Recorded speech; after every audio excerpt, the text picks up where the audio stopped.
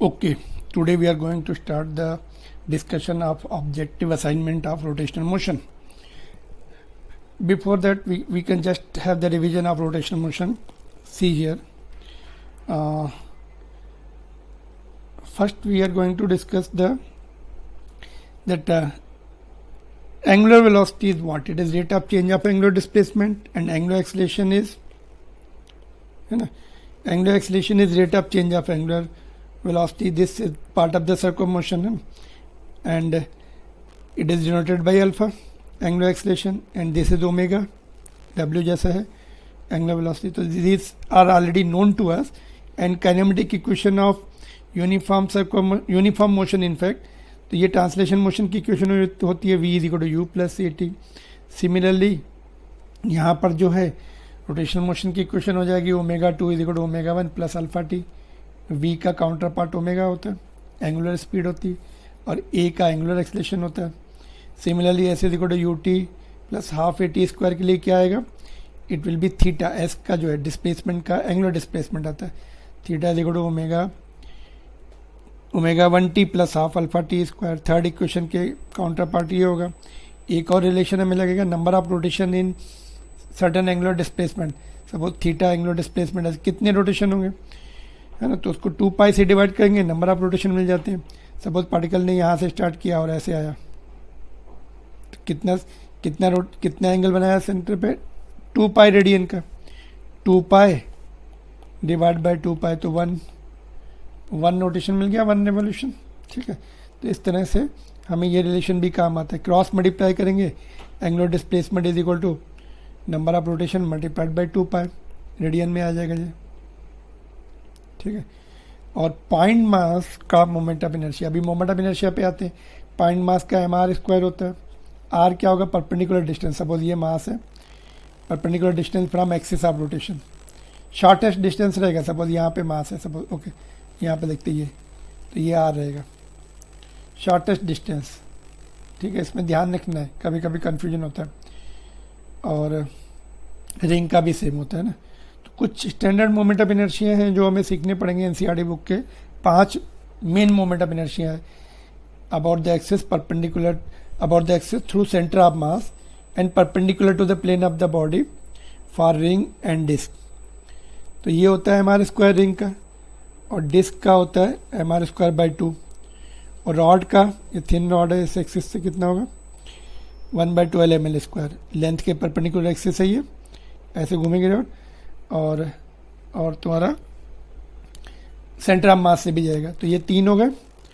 उसके बाद solid sphere का 2/5 एम आर स्क्वायर. अर्थ का अगर निकालना तो यही लिखना पड़ेगा 2/5. उसके लिए क्या होगा? एक्सिस सेंटर से जाना, बस डायमीटर के थ्रू सेंटर से होकर जाना, दैट्स ऑल. 3 डायमेंशन में हम perpendicular to the plane of the body नहीं बोलते. हॉलो स्फीयर में 2/3 होता है, which is more than the solid sphere, that of solid sphere.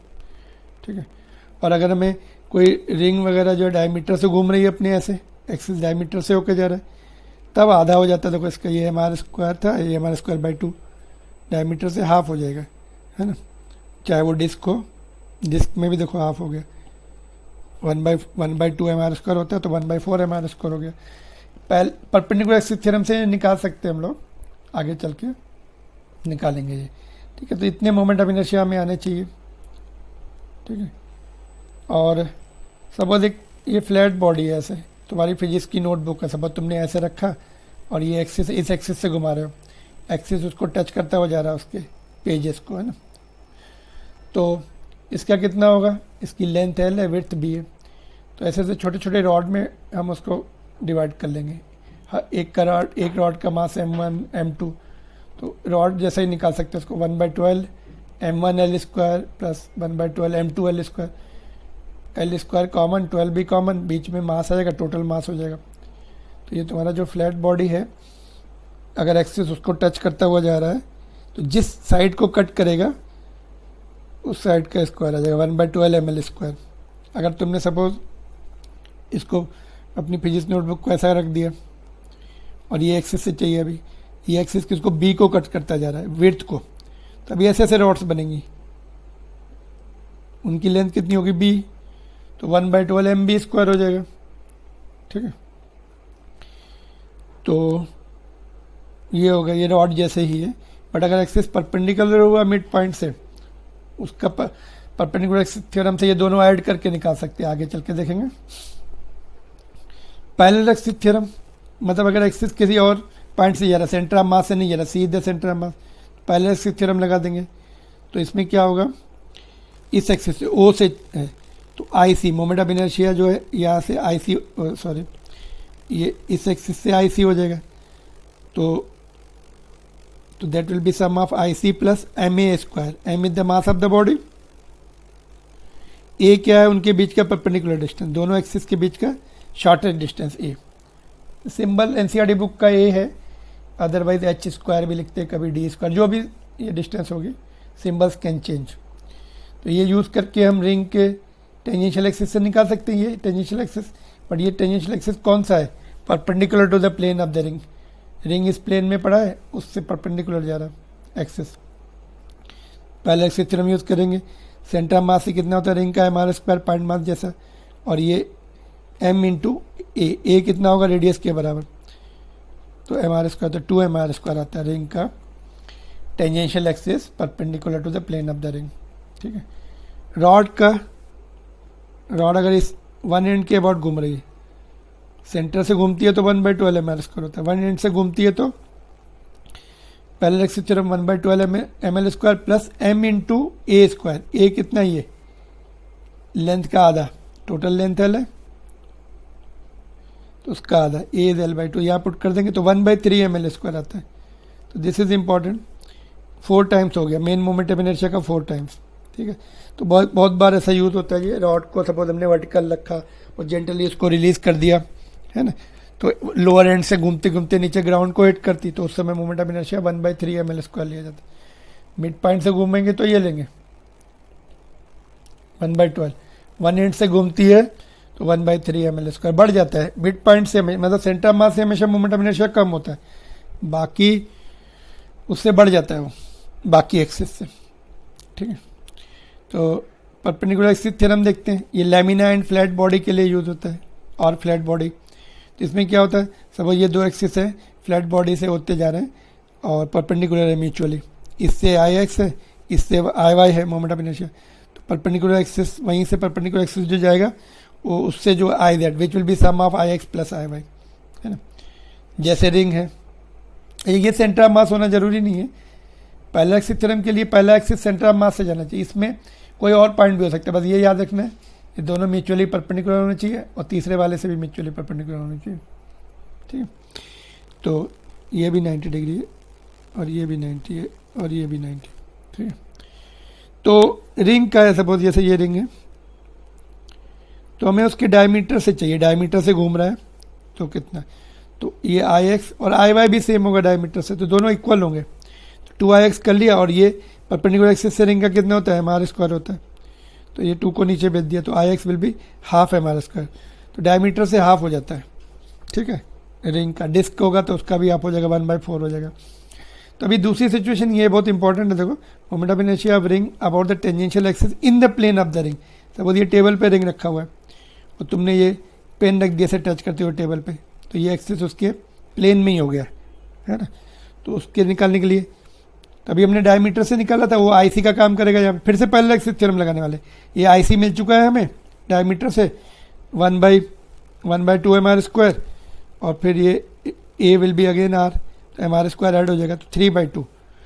तो अगर axis plane of the ring में है तो 3/2 M R square, axis perpendicular to the plane of the ring है ये, तब 2 एम आर स्क्वायर आता है, बट ये ज़्यादा यूज होता है। इसमें क्या होगा, कभी कभी तो डायरेक्ट क्वेश्चन होगा, या फिर एम एंड आर इनडायरेक्टली दे देंगे तो उसकी वैल्यू पुट करके हम निकालेंगे, पहले ये लिख देंगे बाद में ये निकालेंगे। तो एरर्स एंड चेंजेस का ये एनसीईआरटी बुक का 2nd चैप्टर से हमने लिया है कोई ये सिचुएशन। सपोज कोई Z quantity A and B C पर डिपेंड कर रही है, तो अगर ए में अगर डेल्टा ए एरर हो गई या चेंज हो गया, बी में डेल्टा बी एंड सी में डेल्टा सी, तो जेड में कितना होगा, तो ये फार्मूला बनता है डेल्टा जेड बाई जेड, इसको हम रिलेटिव एरर भी बोलते हैं। 100 से मल्टीप्लाई कर देंगे तो परसेंटेज एरर, इधर भी 100 से करना पड़ेगा, तो पावर आगे आ जाती है, देखो ये p आगे आ गई, इसकी पावर भी q आगे आ गई, और c की पावर आ रहा है वो पावर आगे आ जाती है। एरर्स है तो सब ऐड हो जाती हैं, और परसेंटेज चेंज है तो हमें देखना पड़ता है डिनोमिनेटर का जो क्वांटिटी है वो माइनस करनी पड़ती। तो valid for errors and changes less than 10%, उसके लिए बहुत एक्यूरेट रिजल्ट आते हैं। मोर देन 10 के लिए यूज़ किया तो एरर आने लगती है।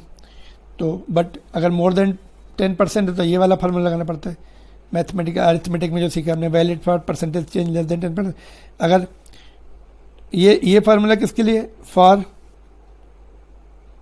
एनी परसेंटेज चेंज, मोर या लेस सबके लिए, फॉर एनी परसेंटेज चेंज।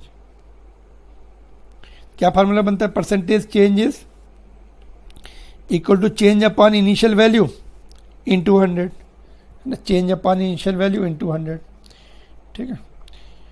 तो इसको सपोज हम चेक करें, सपोज तुम्हारे पास 100 रुपीज़ थे, 200 हो गए, तो चेंज कितने हो गए, 200 माइनस 100, इनिशियल 100 थे इन 200, कितना आया, 100% बढ़ गया तुम्हारे पास, है ना।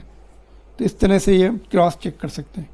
डबल मनी हो जाती, कोई चीज़ डबल हो जाती तो 100% बढ़ जाती, ट्रिपल हो जाती तो सपोज 3 टाइम्स हो गए, पहले x था बाद में 3x हो गया, इनिशियल x इन 200, तो 200%, ये 2x बाई, ठीक है, इसको सॉल्व करके देख लो, 2x by x, x cancel हो गया, ट्रिपल हो गई तो 200%, मतलब जितनी हो रही है उससे 1% कम कर दो, 9 टाइम्स हो गई तो 900 टाइम्स मतलब 800%, एक कम करके लिखो परसेंटेज में, ठीक है। तो अगर भूल जाए तो ये फार्मूला याद रखो और इसी से निकालो, ठीक है, चेंज अपॉन इनिशियल इन 200। तो ये सभी परसेंट निकले, लेकिन कम 1-2% होता तो ये वाला बहुत टाइम सेविंग हो जाता है ना, फर्स्ट वाला जो रिलेशन है एनसीईआरटी बुक में जो क्वेश्चन दिए, ठीक है। तो टॉर्क के लिए भी हम लोग यूज़ करने वाले, अभी टॉर्क के 2 फार्मूले होते हैं, उसको देख लेते हैं जल्दी से। टॉर्क आर क्रॉस एफ होता है, और उससे हम आई अल्फ़ा भी प्रूव कर सकते हैं। ये I alpha similar to M into A, I का काउंटर पार्ट एम और इसका काउंटर पार्ट ए होता है, is equal to F, F का काउंटर पार्ट टॉर्क होता है। तो न्यूटन सेकंड लॉ बोलते हैं ट्रांसलेशन मोशन में, tau is equal to I alpha को Newton second law rotational motion में बोलते हैं। ट्रांसलेशन मोशन में kinetic energy is equal to P square by 2m होती है ना, हाफ एम ई स्क्वायर से एम एम मल्टीप्लाई करके ये ला सकते हैं, where P is equal to M E momentum है ना, क्रॉस मल्टीप्लाई किया तो पी के लिए लिख सकते हैं। ऐसे इसमें भी पी स्क्वायर का काउंटर पार्ट एल स्क्वायर है, मास का आई है तो 2i हो गया, क्रॉस मल्टीप्लाई करके ये भी लिख सकते हैं ना, ये रोटेशनल काइनेटिक एनर्जी हो जाएगी। तो ये फार्मूले भी हमें आगे लगेंगे, ठीक है। तो आगे बढ़ते हैं अभी हम लोग, ओके, ये बाद में काम आएंगे आगे। तो हम देखते हैं अभी पहले क्वेश्चन पे चलते हैं अभी, ठीक है। तो फर्स्ट क्वेश्चन जो है, when ceiling fan is switched on, okay,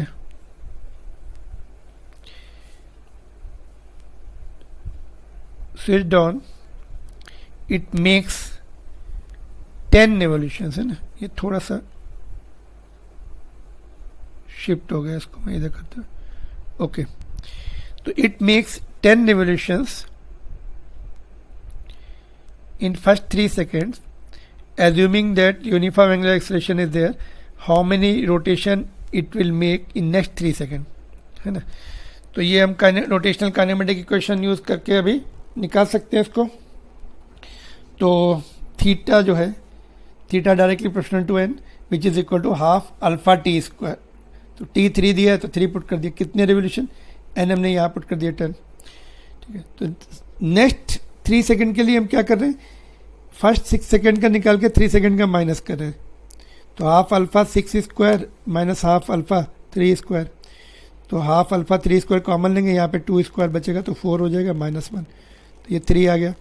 तो 10 ये ऊपर से वैल्यू पुट कर दी, हाफ अल्फा 3 स्क्वायर की 10 वैल्यू पुट कर दी, तो 30 हो गया, 3 टाइम्स आया। पहले 3 सेकंड में 10, नेक्स्ट 3 सेकंड में 20, क्यों नहीं, बिकॉज अल्फा है, एंगुलर एक्सेलरेशन उसकी स्पीड बढ़ाता जाएगा, तो next equal interval of time में 3 टाइम्स करता है। तो ये एक स्टैंडर्ड रिजल्ट जैसा याद कर सकते हो, अगर कांस्टेंट अल्फा ऐसा रिलेशन है, पैराबोलिक टाइप है ना, theta is equal to half alpha T square, T का जो है स्क्वायर है, तो फर्स्ट टाइम इंटरवल में जितना होगा नेक्स्ट इक्वल टाइम इंटरवल में 3 टाइम्स आता है। यहाँ भी देखो हमने पढ़ा स्प्रिंग का जो पोटेंशियल एनर्जी होती है हाफ के एक्स स्क्वायर आती है। इसमें अगर हम बोले 1 सेंटीमीटर प्रेस किया तो 5 जूल एनर्जी लगी। नेक्स्ट 1 सेंटीमीटर फर्दर प्रेस करने में कितनी 3 टाइम्स आती 15 जूल, है ना। तो इस तरह के रिलेशन में हम ये स्टैंडर्डाइज कर सकते हैं। 3 सेकंड की जगह कुछ भी हो सकता है, 10 सेकंड भी हो सकता है, फिर नेक्स्ट 10 सेकंड लेंगे, 1 भी हो सकता है, फिर नेक्स्ट 1 सेकंड लेंगे। तो ये थोड़ा सा इंपॉर्टेंट क्वेश्चन है। Next one is wheel rotates with the constant acceleration 2 radian per second square, starts from the rest, 0 से स्टार्ट कर रहा है। Number of revolution it will make in 10 second, T10 दिया है और अल्फा भी दिया है। तो नंबर ऑफ रेवोल्यूशन का फार्मूला, रोटेशन का फार्मूला θ/2π ना। थीटा कितना होता है half alpha T square kinematic rotational kinematic equation upon 2π, है ना। तो डिवाइड कर देंगे अप्रॉक्सीमेटली 16 आ जाएगा, ठीक है। तो नेक्स्ट क्वेश्चन देखते हैं। 5 पार्टिकल्स हैं, कितने हैं 5। Each of mass is given, ठीक है, एंड रिम पर रखा है सर्कुलर डिस्क के जिसकी रेडियस 0.5 मीटर है और रिंग का मास नेग्लेजिबल है, डिस्क का मास नेग्लेजिबल है। तो moment of inertia of the system about the axis passing through the centre of the disc and perpendicular to its plane. तो डिस्क का तो है ही नहीं, वो छोड़ देंगे। मास पॉइंट मास इसका mr² कितने हैं 5 और रेडियस कितनी है जितनी डिस्क की रेडियस है, पुट कर देंगे, ये आंसर आ जाएगा। डिस्क का भी होता तो हाफ mr² भी ऐड हो जाता। Next one is question based on the parallel axis theorem. Moment of inertia of the metre scale दिया है, मीटर स्केल 100 सेंटीमीटर का होगा, मीटर रॉड है। मास इज गिवन एंड दूसरे एक्सिस से चाहिए 20 सेंटीमीटर मार्क से। एक्सिस कहाँ से जा रहा है, जहाँ पे 20 सेंटीमीटर लिखा हुआ है, तो उससे निकालना है। तो पहले एक्सिस थ्योरम देखो, मीटर रॉड 100 सेंटीमीटर के, ये सेंटर ऑफ मास हो जाएगा, ये ओ हो जाएगा पॉइंट, है ना। तो ये ओ, इसको हम हटा दें, सॉरी ये ओ नहीं है, 0 था एक्चुअली, ठीक है। तो 20 सेंटीमीटर मार्क से होकर जा रहा है ना। तो ये डिस्टेंस चाहिए लेकिन हमें, तो दोनों के बीच में ये 20 सेंटीमीटर मार्क है, ये 50 है, तो दोनों के बीच में 30 सेंटीमीटर आएगा। ए विल बी 30, ठीक है, बिकॉज मीटर स्केल जो है यहाँ से स्टार्ट होगा 0, 20, 50, 100 ऐसे। तो ए 30 है, तो 0.3 लिख दिया उसको हमने। तो पहला एक्सिस थ्योरम लगा दी, ठीक है, उससे आंसर आ जाएगा। क्वेश्चन नंबर 5 देखते। 4 thin rods of mass m length L form the square shown. Moment of inertia of the system about the axis through center O and perpendicular to its plane. तो एक rod ऐसे, एक ऐसे, एक ऐसे, एक ऐसे, ठीक है। इस पॉइंट से चाहिए, परपेंडिकुलर एक्सिस ओ से जा रहा। तो एक रॉड का पहले एक्सिस थ्योरम से निकाल लेंगे। इस एक्सिस से उसका जो है 1/12 ml² होगा। इस एक्सिस से ए जो है हाफ ऑफ द लेंथ हो जाएगी। तो एक रॉड का पहले एक्सिस थ्योरम से निकाला 1/12 ml² प्लस ml²/2 कितनी है, 4 से मल्टीप्लाई कर दिया, इतना आ जाएगा, है ना। एक्सिस परपेंडिकुलर है तो मिड पॉइंट से पहले एक्सिस थ्योरम निकाल के 4 टाइम्स कर दिया। 6 में क्या बोल रहा है, सर्कुलर डिस्क है और आयरन एंड एल्यूमिनियम से बनी है, so that maximum moment of inertia होना चाहिए। तो आयरन को बाहर रखेंगे, हैवी मास को बाहर रखेंगे, है ना। तो maximum moment of inertia B option होगा इसका। हैवी मास दूर होना चाहिए, ज़्यादा मोमेंट ऑफ इनर्शिया आता है। Question number 7। Moment of inertia of the body doesn't depend upon the angular velocity. Omega पे डिपेंड नहीं करता है, मास एंड रेडियस पे डिपेंड करता है, मास एंड डायमेंशंस पे डिपेंड करता है, एक्सिस ऑफ रोटेशन पे डिपेंड करता है। रुका हुआ है तभी भी वही आएगा, है ना। और मतलब रेस्ट पर है और हमें एक्सिस पता है और बॉडी पता है, तो हम लिख सकते हैं उसका। ओमेगा 0 है तो मोमेंट ऑफ इनर्शिया 0 नहीं होगा, ठीक है। क्वेश्चन नंबर 8 देखते। एक डिस्क है, रेडियस r है, concentric circular portion of radius r is cut, small r is cut, and annular disc, cut disc का जो मास है m है, कट करने के बाद है m है मास इसका। तो क्या निकलना है इसमें, मोमेंट ऑफ इनर्शिया निकालना है of annular disc about axis perpendicular to its plane and passing through the centre of original disc. यहाँ से तो क्या करेंगे इसमें हम, एक एलिमेंट्री रिंग ले लेंगे, उसका मास dm ले लेंगे और रेडियस x ले लेंगे, तो एलिमेंट्री रिंग का dm इंटू एक्स स्क्वायर हो जाएगा। तो एलिमेंट्री रिंग का मास लिखते हैं हम, mass per unit area of the disc into area of the elementary ring. इधर देखो नेक्स्ट में एलिमेंट्री रिंग का एरिया कैसे निकालेंगे। देखो एलिमेंट्री रिंग को, सर्कुलर रिंग होगा, कट करके उसको फ्लैट कर लो ऐसे, तो उसकी रेडियस x थी, तो उसकी सरकमफ्रेंस 2πx होगी जो कि लेंथ बन जाएगी, और थिकनेस dx होती। तो इसका एरिया कितना आएगा, ये length into width 2πx into dx। तो ये उसका रिंग का हमने एरिया लिखा है, देखो 2πx इंटू dx, और ये मास पर यूनिट एरिया है ना, एरिया से डिवाइड करके मास पर यूनिट एरिया। ये 1 मीटर एरिया का मास है, तो इतने मीटर एरिया का मास से मल्टीप्लाई कर देंगे। ठीक है, अभी कांस्टेंट सब बाहर निकाल लिए, इंटीग्रेशन करेंगे अभी 0 से लेकर, मतलब यहाँ r स्मॉल r से लेकर, देखो यहाँ पर स्मॉल r से लेकर कैपिटल R तक, अंदर वाले पॉइंट से। ये एलिमेंट्री रिंग अंदर वाले पॉइंट तक आ सकता है, बाहर यहाँ तक जा सकता है। x क्यूब है उसका, तो x 4 होगा, नीचे भी 4 आएगा, और उसको हमने सिंप्लीफाई किया, ये आ गया। तो a square minus B square formula से एक बार प्लस एक बार माइनस लिख सकते हैं, ये कैंसिल हो गया, तो लास्ट में प्लस वाला टर्म बचा। ये नहीं कि कट किया तो माइनस वाला टर्म आएगा, है ना, क्योंकि रिमेनिंग मास का m है, तो इसलिए ऐसा रिजल्ट आता है। अगर हमें दूसरा मेथड लगाना है, अगर हमें इंटीग्रेशन नहीं करना है तभी भी कर सकते हैं। तो पहले फुल डिस्क का मास निकालना पड़ेगा यूनिटरी मेथड से, और फिर उसका मोमेंट ऑफ इनर्शिया लिखना पड़ेगा, और फिर जो कट किया उसका माइनस करना पड़ेगा, तो उससे भी कर सकते हैं। ठीक है, दो मेथड है। क्वेश्चन नंबर 9 देखते हैं। Radius of gyration of the sphere about the parallel axis passing tangent to the sphere, है ना, तो टेंजेंशियल ऐसे स्फीयर है, इससे निकालना है रेडियस ऑफ gyration। तो इससे मोमेंट ऑफ इनर्शिया निकालना पड़ेगा पहले, पैरेलल एक्सिस थ्योरम यूज़ करके। ये आ गया, ठीक है, इतना आ गया। फिर मोमेंट ऑफ इनर्शिया, अभी रेडियस ऑफ gyration का फार्मूला लगा देंगे, root of I by M. M total mass लेना पड़ता है यहाँ पर तो एक ही बॉडी है, प्रॉब्लम नहीं है, तो ये आंसर आ जाएगा।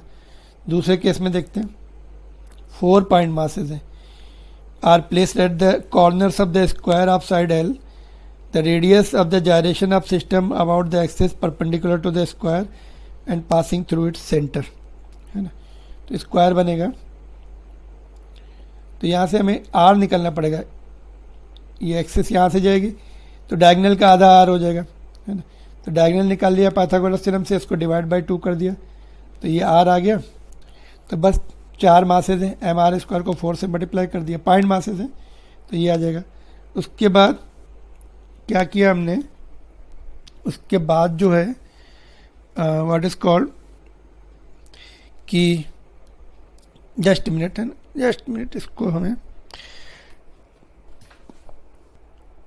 Okay, I am stopping here. Question number 25 is covered, next lecture में बाकी कवर कर देंगे। Thank you very much.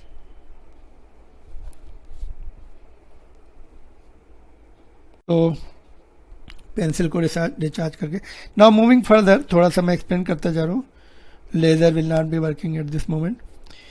तो नेक्स्ट क्वेश्चन देखते हैं कि भाई ये देखो, नहीं, इसका 10th का भी कंप्लीट नहीं हुआ है, just a minute, just wait for 1 minute, then we'll move forward.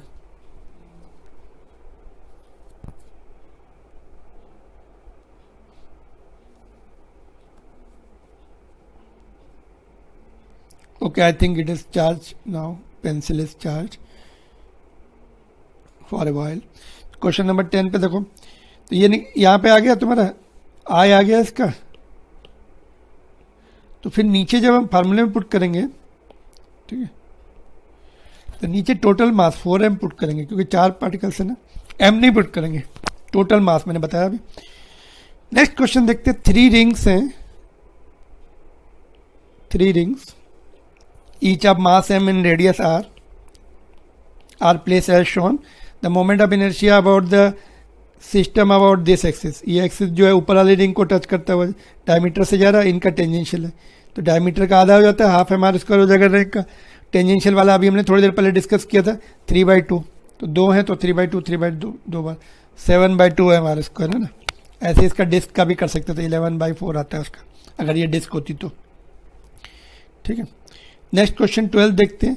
2 rings हैं एंड मोमेंट ऑफ इनर्शिया का रेशो दिया है, डायमीटर्स का रेशो दिया है। जो डायमीटर का रेशो होता है वही तुम्हारा उसका रेशो होता है किसका, रेडियस का रेशो। तो बस रिंग का पॉइंट मास जैसे ही है, I is equal to M R square लिखा, दोनों डिवाइड कर दिया तो I1/I2 दिया, ये रेडियस का भी दिया है, M1/M2 आ जाएगा। क्वेश्चन नंबर 13 देखते हैं। 3 पॉइंट मासेज हैं, each of mass M are place at the corners of equilateral triangle of side A, then moment of inertia of the system about the axis passing along the one side of the triangle, है ना। तो ये ऐसे जा रहा है axis, तो इन दोनों का तो जीरो ही हो जाएगा। ये पॉइंट मास बचा, तो परपेंडिकुलर डिस्टेंस निकाल लेंगे, tan theta is equal to perpendicular upon base, base इसका ये 60 रहेगा। पाइथागोरस थ्योरम से भी निकाल सकते हैं। तो y आ गया, तो पॉइंट मास का m into R square, R is equal to Y है, तो इतना आ जाएगा। ठीक है, तो नाउ क्वेश्चन नंबर 14 देखते हैं। 3 रॉड्स हैं, 3 रॉड्स, L मास m दिए, along the X Y Z axis रखे हैं। One end is of the origin पर है, the moment of inertia of the system about Z axis, ये ऐसे इस एक्सिस से। तो ये थिन रॉड है, तो इसका तो जीरो ही हो जाएगा, है ना। बाकी इन दोनों का 1/3 प्लस 1/3 ऐड हो जाएगा, 2/3 हो जाएगा ना। थिक रॉड होती तो वो सिलेंडर जैसा उसका मोमेंट ऑफ इनर्शिया आता है। थिक रॉड है ना, तो थिक रॉड है तो डिस्क जैसे आता है। सपोज जैसे ये एक डिस्क ऐसे रख दी, फिर एक और ऐसे रख दी, फिर ऐसे और रख दी, है ना, फिर और, तो रेडियस जो है सिग्निफिकेंट हो जाएगा, तो फिर उसका moment of inertia 1/2 mr square हो जाता है। ये थिन है तो रेडियस निग्लेजिबल है, तो इसलिए इसका निग्लेजिबल है। ठीक है, तो नेक्स्ट क्वेश्चन ये अभी हमने थोड़ी देर पहले डिस्कस किया था। एक फ्लैट प्लेट है, उसका जो है सम जैसे उसका रॉड में कन्वर्ट करके ऐड कर सकते हैं। तो 1/12 mb स्क्वायर इस साइड को कट कर रहा है, बी को, है ना, तो इसलिए बी आएगा। ये बी लेंथ जो बनेगी रॉड ऐसे ऐसी बी लेंथ की बनेगी, ऐसे ऐसे टोटल मास ऐड होकर, तो ये आ जाएगा। ठीक है, 16 क्वेश्चन देखते हैं अभी। 15 हो गया, क्या था जस्ट डेट में, moment of inertia the uniform rectangular plate about the axis passing through the mid point and parallel to its length, ये जो लेंथ है उसकी पैरेलल, है ना।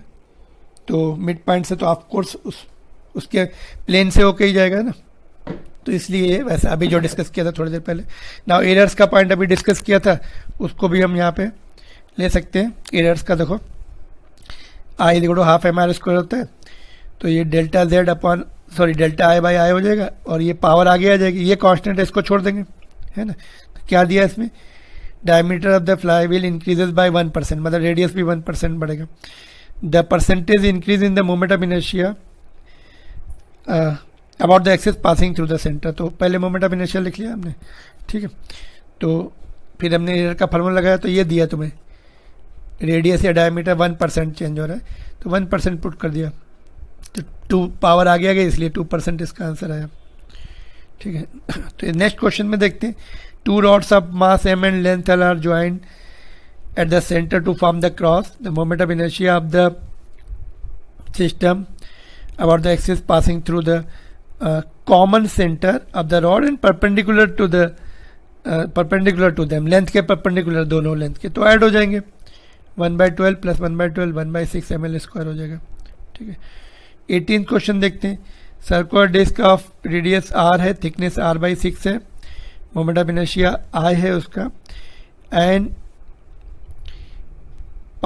Moment of inertia about the axis passing through the centre and perpendicular to the plane. ठीक है, half mr square होता है।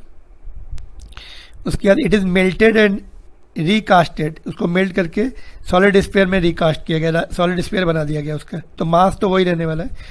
तो moment of inertia of the sphere about the diameter, main moment of inertia 2/5 mr square होता है।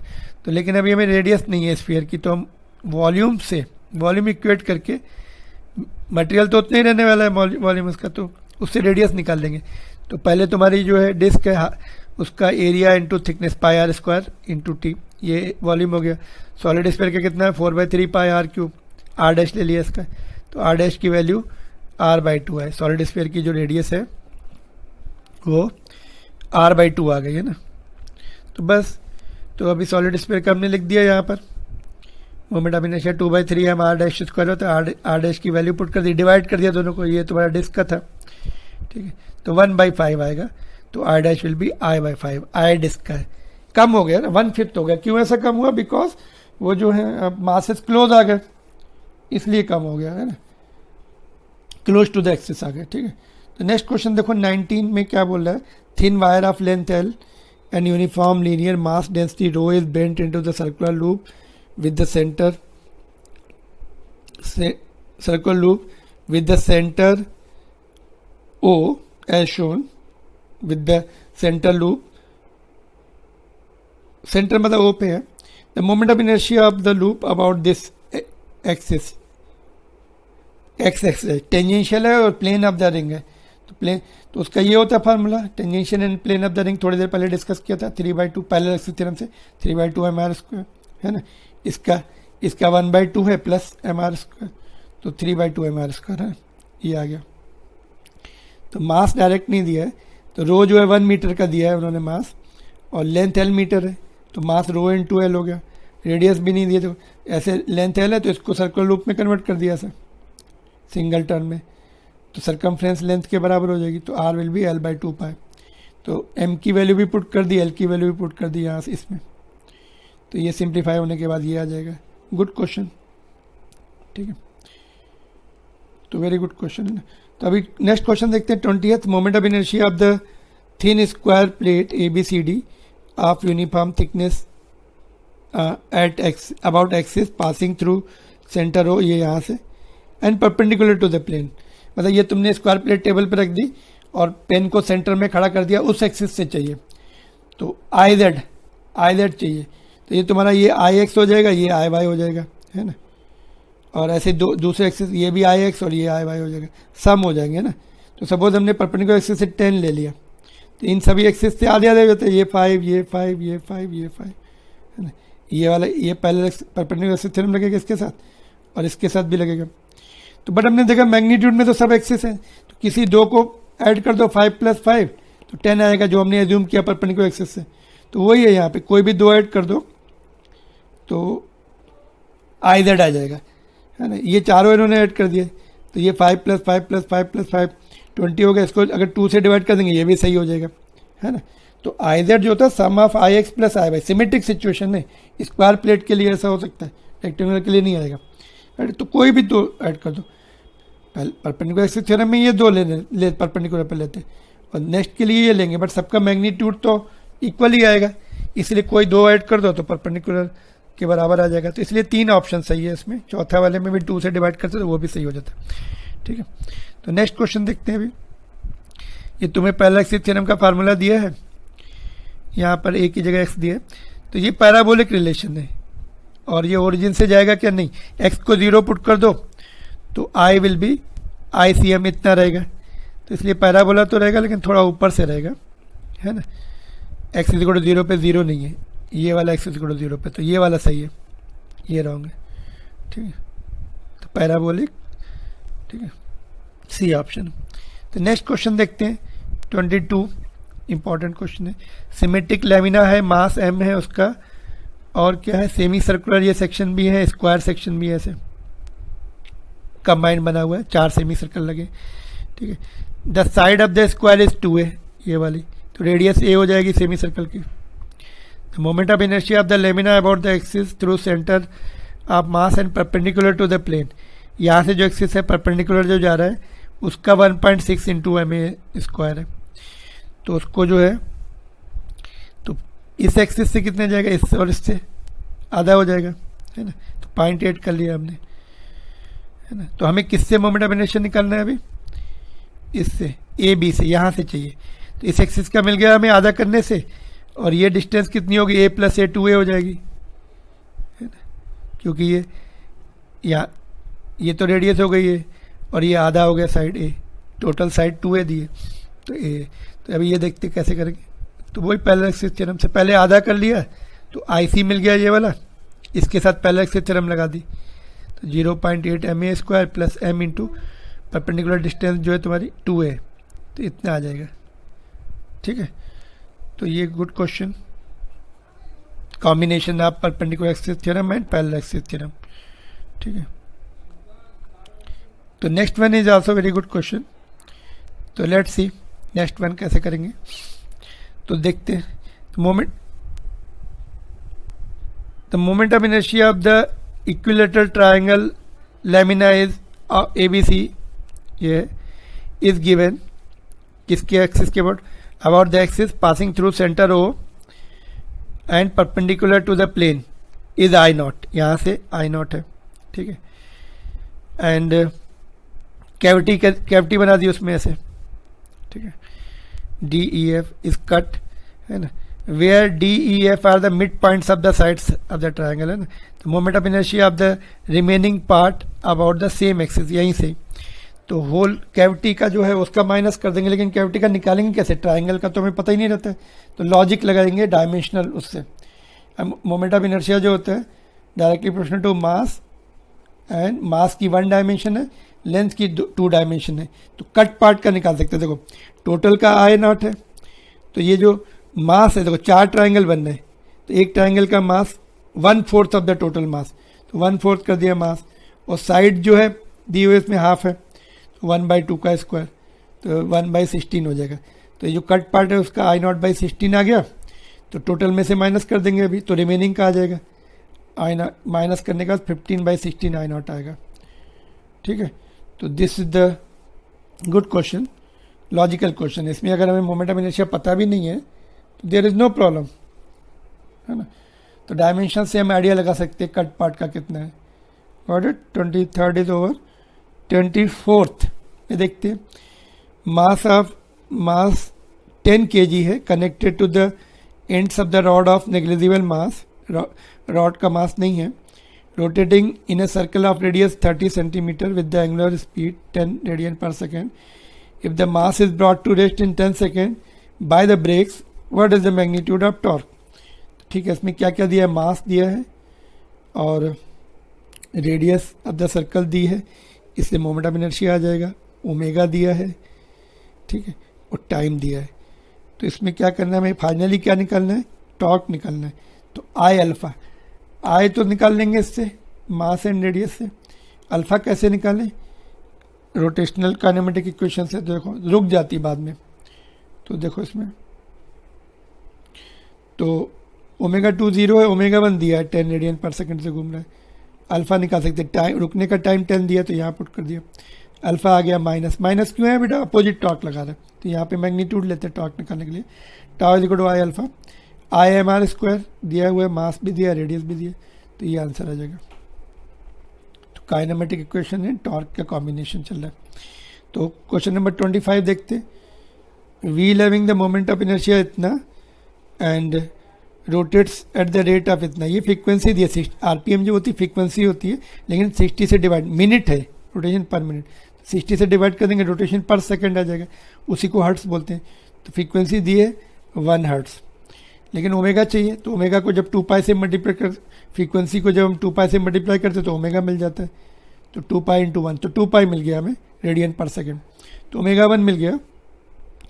The torque which can stop the wheels in 1 minute, तो time दिया है, ओमेगा 2 दिया है 0, टी 60, 1 मिनट में 60, तो पुट करके अल्फ़ा निकाल लिया, अल्फ़ा आ गया मॉड उसका π/30। तो टॉर्क फिर से tau is equal to I alpha से निकाल सकते हैं इसको, आई इज गिवन डायरेक्टली, ठीक है। तो फिर से combination of torque and rotational motion की जो इक्वेशन है, काइनेमेटिक रोटेशनल मोशन, ठीक है। तो this much, okay, I am stopping here. Question number 25 is covered, next lecture में बाकी कवर कर देंगे। Thank you very much.